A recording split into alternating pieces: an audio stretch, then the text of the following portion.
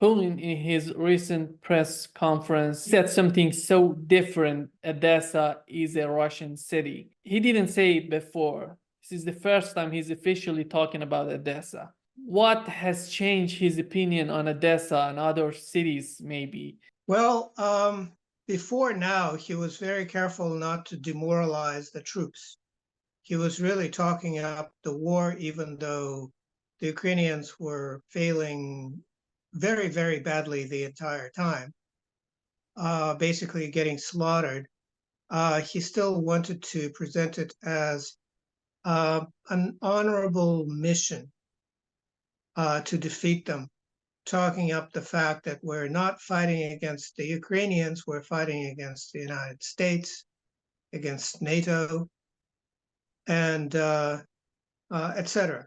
But now it is impossible for anyone to say that the Ukraine has not been defeated. In fact, the Ukraine is finished. It's done. You can stick a fork in it.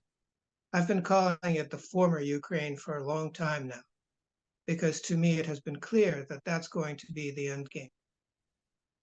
So now that we've arrived at the end game, the fighting has to stop one way or another. I think it's going to stop by the Ukrainian troops abandoning their positions, shooting their officers as needed. And at that point, there will be basically local action because there won't be a government in Kiev. It'll eat itself somehow, or it'll run and board private jets and take off to wherever, Miami. And that's kind of been their plan all along. You know, they've been riding this for as long as foreign money has been coming and foreign weapons that they could sell on the black market, and as long as there was still something there to loot. But now that there's very little left to loot and the people are becoming completely despondent, and the mind control procedures that the Americans have put in place in the Ukraine are failing, that the truth is leaking in, the truth of the situation, their only choice is to, still, it's plan A for them to basically to escape. And so then the Russians will have to pick away at the remains and figure out what to do with them. So Putin has started doing that and getting people in Russia used to the idea that this is now pretty much our mess to sort through, but it's not all ours. So, okay, Odessa is ours. Okay, Odessa is a Russian city. It was founded by Russians. It's Russian. It's Russian speaking, etc. So that's going to be Russian. Nikolaev, no choice because it's between Kherson and Odessa. So that's ours too. The next realization is whether Kiev is ours or not. He's not rushing headlong into that one. It's kind of a tricky call at this point. But one thing that has pretty much been discussed by him in great detail is that Western Ukraine can be parceled out to its original owners. So it doesn't really exist. You know, Western Ukraine is a figment of Stalin's imagination. And so the Polish parts of it will go to Poland. The Hungarian parts of it will go to Hungary. The Slovak parts of it will go to Slovakia. The Romanian parts will go to Romania. There will probably be a Russian enclave there because there always has been a Russian enclave there. Although that may go any number of ways. There might even be a German enclave, who knows? But basically, it's the European Union's problem. And of course, part of the agreement of these lands being handed over is that they can't be militarized. As for the rest of it, we'll see what happens, but I don't think Russia is in any hurry to absorb the entire territory. There's a lot of politically confused individuals to sort through. Let me put it as politely as possible. that can take years. There are young people who speak Russian because it's their native language, but they don't know how to read or to write it because their education has been in Ukrainian, which is a dialect. So they don't actually know the official language of the country they're going to be living in. All sorts of issues. Okay, so it's becoming clear slowly. It's going to come together over the next year, I think. But the basic takeaway is the Ukraine is finished. You can stick a fork in it. You can, if you like your Ukrainian Nazis, you can have your Ukrainian Nazis. Start your bidding now, because they're not going to be staying around the Ukraine much longer. Putin said that the United States was almost successful in separating Europe from Russia. At the end of the day, would the United States be completely successful in achieving that goal? Well, no, the United States is already failing at that goal. So clearly, what has happened in Serbia most recently, what's happened in Slovakia, what's happened in Hungary politically, indicate that parts of Europe already see a future with Russia, but they don't necessarily see a future in the European Union, which may not even exist for that long. So that is clearly happening. Now, what has happened militarily in the Ukraine is a gigantic fiasco for NATO. I don't know how NATO will ever be able to survive as an organization after such an epic failure as it has suffered in the Ukraine. Basically, all of its stratagems, all of its planning, all of its weaponry, everything has been completely demolished by a relatively small Russian army or two. And so there's no chance of it posturing as something that can stand up to Russia at this point. And the Americans are, of course, very eager to sell more overpriced, ineffective weapons, but who wants to buy them given that they don't work?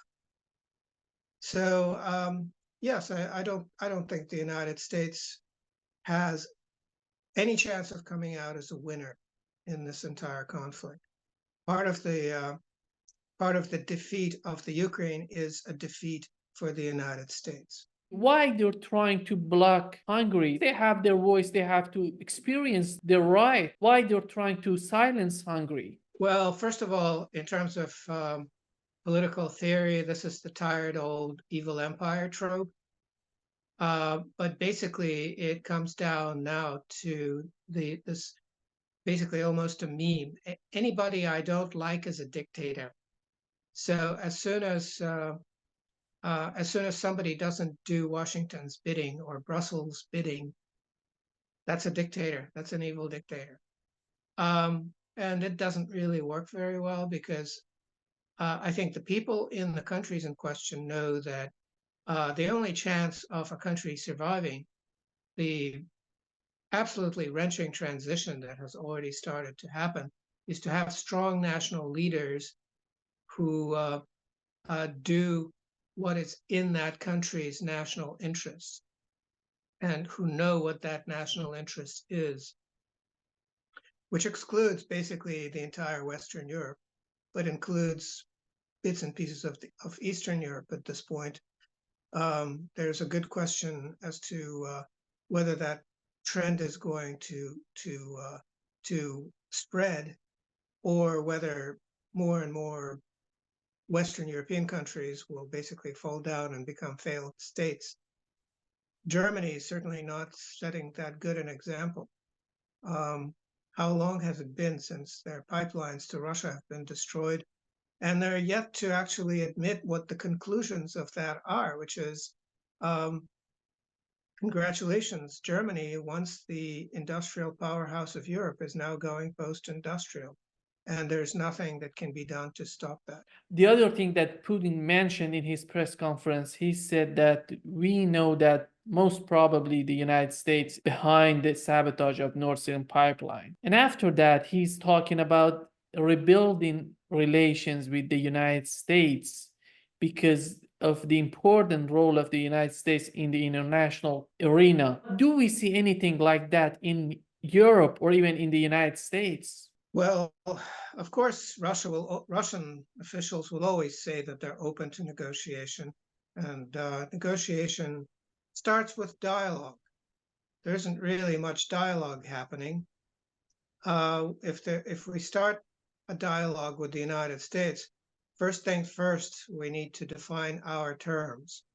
So if the United States says that the Russian special military operation in the Ukraine is an act of aggression, and Russia says that it's an act of self-defense, then there can't be a dialogue because the definitions of basic concepts differ too much. And until such contradictions are resolved, there can be no negotiation because there's no dialogue. So Putin's saying, well, we're ready to have normal relations with the United States. Well, of course, Russia is ready to have normal relations with anybody. But how much work is that going to take? How realistic it is? Is it in the short run? Whether the United States is a sane enough polity in order to even engage in meaningful dialogue with Russia?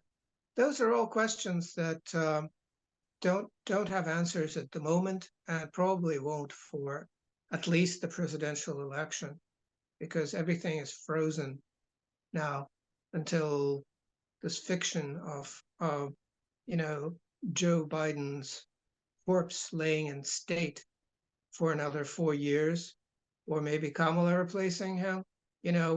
Until those fictional narratives are disposed of, nothing can happen. If you assume that that would happen in 2024, would it be with Europe and United States, just with the United States? How do you see that? Is Europe going to play an important role in that? Well, the Russians talk to individual European countries in terms of very practical questions, mostly having to do with trade. You see, no matter what the propaganda says, these countries can't survive without Russian energy and fertilizer and enriched uranium and various other products. And so they have to deal with Russia, even if they say that they don't want to. And so those negotiations and those relationships do continue. In terms of geopolitics, there's no point in talking to the Europeans from the Russian point of view, because their geopolitics are set from Washington. And Washington is an entity that cannot really be entered into meaningful dialogue with, because, as I mentioned, there's basic disagreement on some fundamental terms that cannot be resolved, politically impossible. So the depth of discussions with members of the European Union is rather limited, restricted to housekeeping issues. Let's talk about Zelensky's visit to the United States. What were the achievements of this visit to the US? If you remember, prior to this time, he was meeting with Chuck Schumer and Mitch McConnell. Chuck Schumer said, "We are in your corner." Do you think that the United States is still in Zelensky's corner? Well, no, the Americans have short attention spans, and this war has been going on for almost 2 years. That's probably the maximum that Americans can actually stay tuned. And the other thing is that Americans hate losers. And now anybody and their dog knows that the Ukraine is defeated. It stands zero chance. Everybody now understands that the notions on which the entire campaign was based are completely erroneous. That basically this was all a sham mission to enrich U.S. defense contractors at the expense of hundreds of thousands of Ukrainian lives, which is absolutely despicable if you think about it. It's an atrocity. It's a genocide. So now that that has become apparent, do they really want to continue digging deeper and throwing even more money at this failed state? Well, no, they don't. Plus, their money is running out. The United States has crossed some very important thresholds financially. The interest on the federal debt has now breached $1 trillion a year and shows no signs of stopping. The budget deficit is, it's not setting new records, but it's not shrinking either.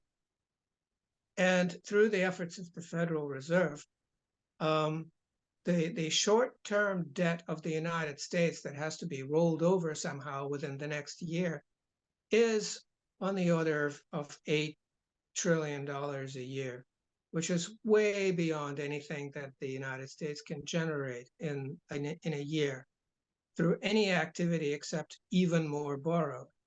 So we're really in a state where this financial system is in a runaway mode. It will explode, and so borrowing an extra few $100,000 to give to the Ukrainians to basically stuff into the pockets of their officials and give kickbacks to various U.S. and European officials and make some more money by selling off the weapons and et cetera. The usual thing that they do. That is no longer a possibility for them. That is no longer something they can do. How they do it politically, well, they posture around the Great Wall of Mexico. That is something that they kind of throw out and say, well, unless that wall goes up, no money for the Ukrainians. What they're actually saying is no money for the Ukrainians, period.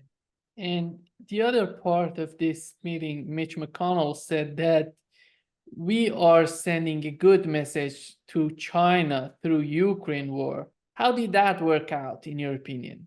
That's just his lips flapping, He's an old guy and he has some interns preparing his talking points. The truth of it is that the United States can make it through maybe a couple of months without China, maybe less. It is completely import dependent, and most of the manufactured goods and materials that it requires to keep its economy going come from China. It has no alternative. It has to play nice with China, and all of this posturing around Taiwan is just posturing. Again, most of what the United States does in these quote-unquote military confrontations has to do with the care and feeding of its military-industrial complex, which is married to its political system. The kickbacks from the military-industrial complex is what makes these gigantic political campaigns possible. It has really nothing to do with foreign policy, and it has nothing to do with anything military. Some people believe that the whole reason behind the Ukraine war was to bring down BRICS, because it's much more important than Ukraine, than everything, than Taiwan. Well, I don't think that they thought that far along.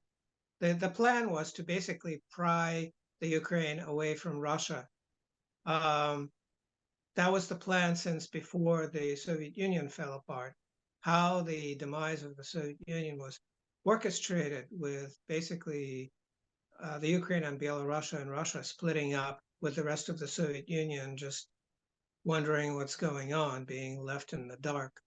That was all about the Ukraine, about prying the most industrialized and quite prosperous part of the Soviet Union away from Russia.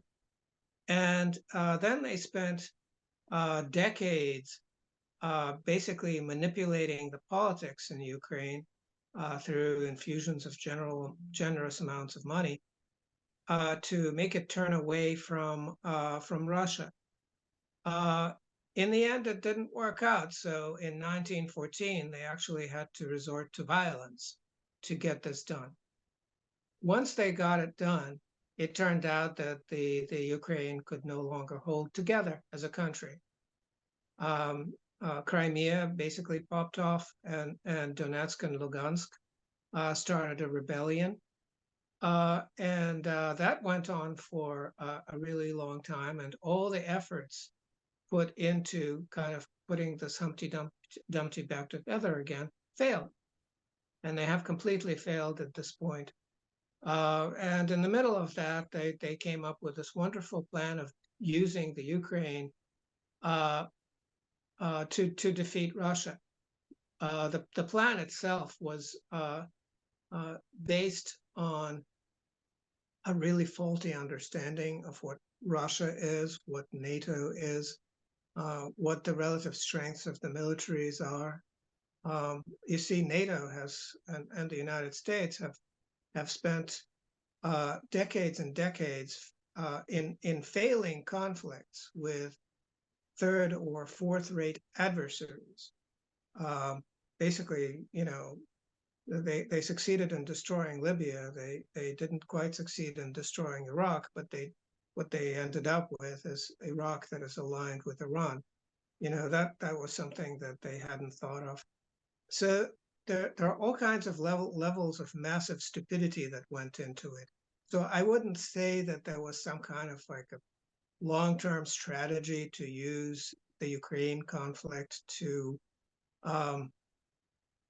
do anything to cause damage to BRICS. BRICS is all about basically eliminating the dollar and the euro from international trade. That's mainly what it's about, and it's quite successful there. What does that have to do with the Ukrainians? Nothing.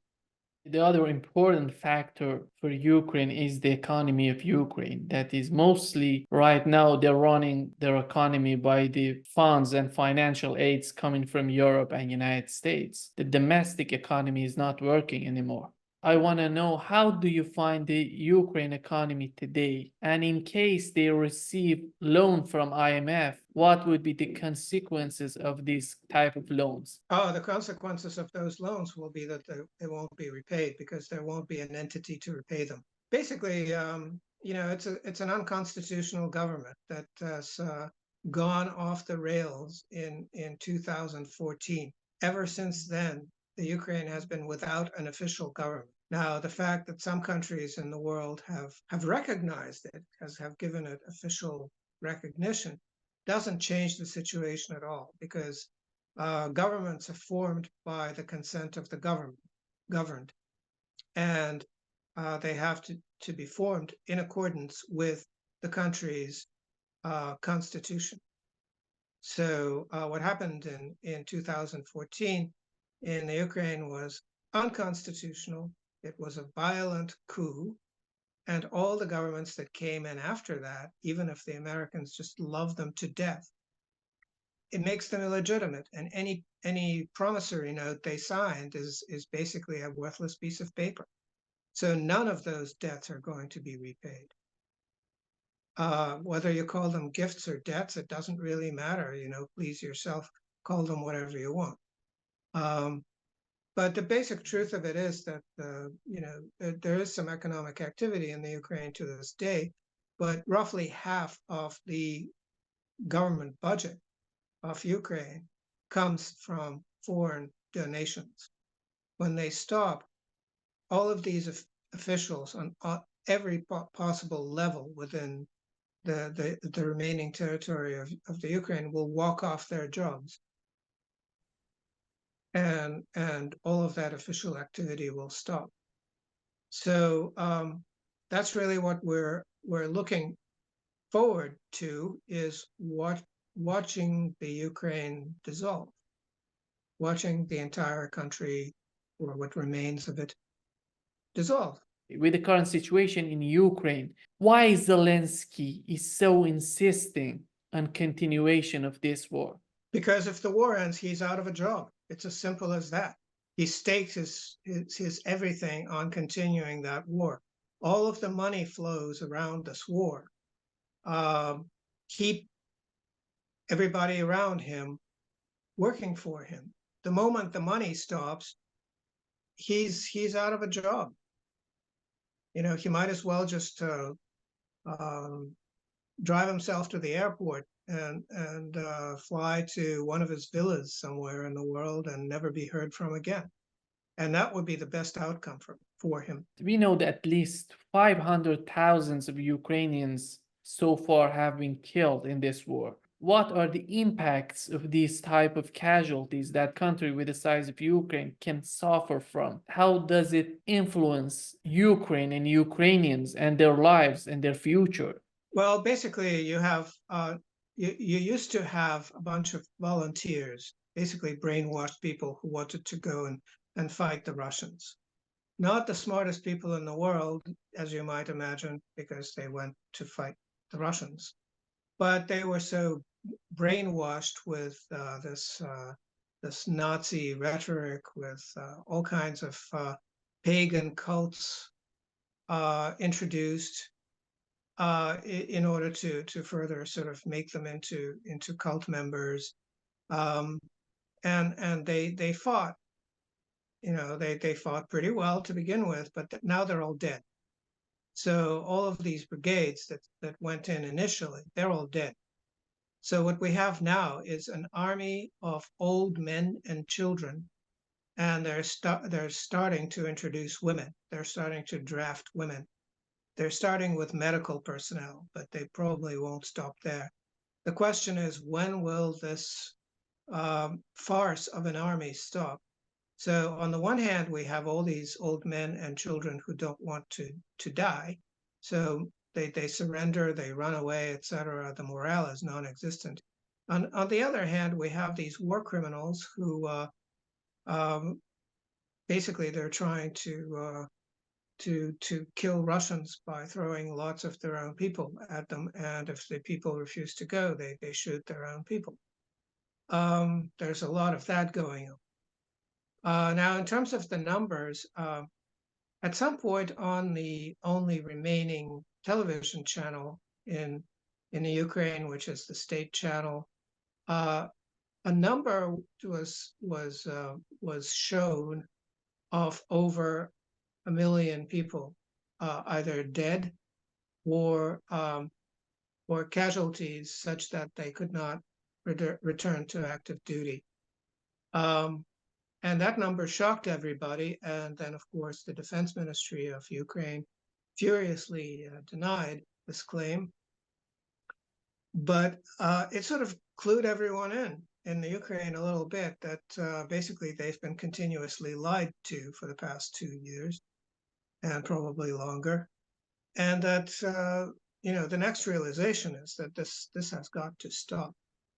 So what the Ukrainians are doing are basically everything they can to avoid having being drafted into the military. A lot of them have already left the country. A lot of them are basically bribing their way out of the army, whatever they can do. At some point, shooting yourself in the foot would be better than being drafted. And so that's basically the state of the country right now. It's in a sort of suspended animation and amazement, because the propaganda that they've been force-fed for a long time now is no longer working. We have Olaf Scholz blaming Russian imperialism for the rise of energy prices. It's so amazing why and how he came to this conclusion. I don't know if he came up with the idea of using this imperialism word by himself, or if he has some minion writing his scripts for him. But anyway, the voices coming out of his mouth are pretty much irrelevant. I mean, here we have a country that can't form a national budget that is legal, that is constitutional. It has to have a court tell it that the budget that it has produced is not acceptable. Here's a country that cannot tell its own citizens that its best ally, quote unquote, the United States, deprived it of the natural gas it needed from Russia for quite a while now, over a year. And so he's a nothing, and what comes out of his mouth is just noise. That's the way I look at it. So he said something stupid, la-di-da. That's totally to be expected. Shifting the gear to the conflict in Gaza, I think it's so important what's happening right now. It seems that they were trying to attack Yemen and these Houthis in Yemen. And on the other hand, Israel was threatening Hezbollah that they would attack Hezbollah. Right now, how do you see the situation? Are we going to have the United States having a new war, involving a new war in the Middle East? Well, fighting directly, what? Slaughtering women and children in Gaza? Is that what the United States going to do? Or are they going to invade Lebanon? The last time Israel blundered into Lebanon, it got bloodied and left. It was defeated. I doubt that it has any taste for doing it again, especially considering the casualties that Israel is suffering in Gaza at the hands of guys wearing flip-flops, you know, poking their heads out of holes and shooting a rocket and disappearing. And the thing about the Houthis that is just beautiful is it's basically shutting down the Suez Canal as far as Western shipping companies are concerned. So here's Russia shipping huge amounts of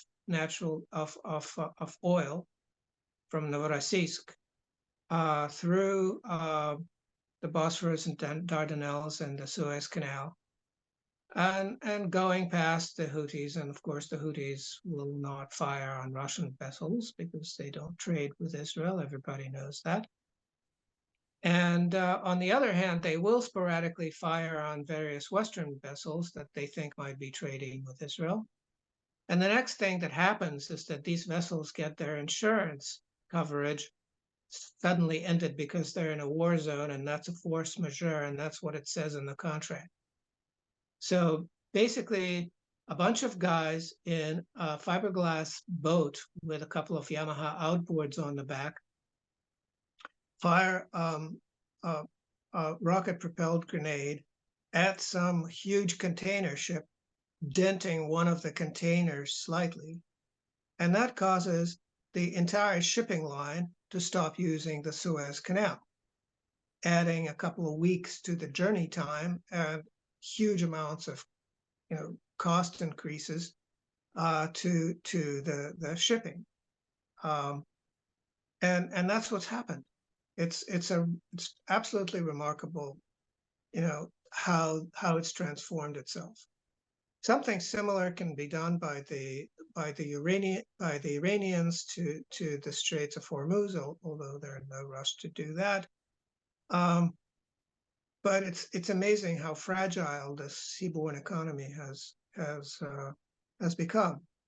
And on the other hand, Russia and China and India and Pakistan and various other countries are building railroads, land routes for their trade, which becomes completely immune to any efforts by the Americans or the British or anybody else in NATO to stop them.